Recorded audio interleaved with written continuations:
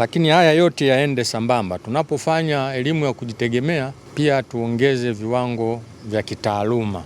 Mkoa wetu bado haufanyi vizuri sana kwenye taaluma msingi na sekondari, lakini haina maana ni shule zote. Yaani kuna the pulling and the pushing. Kwa hiyo kuna shule nyingine zinatuvuta na kuna shule nyingine zina.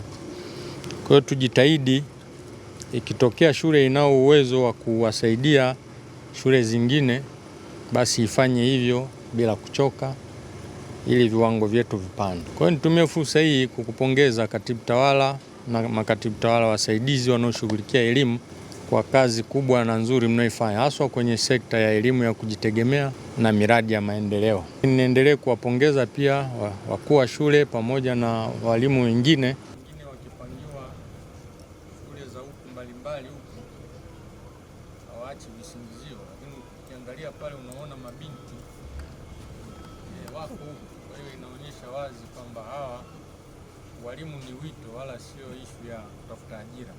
Kwa hiyo niendelee kuwafariji. Kwa hiyo tukianza hivi, hata tukipata mazingira mengine hatui malimbukeni au wageni, tunakuwa ni continuity ya kile tulichokizoea.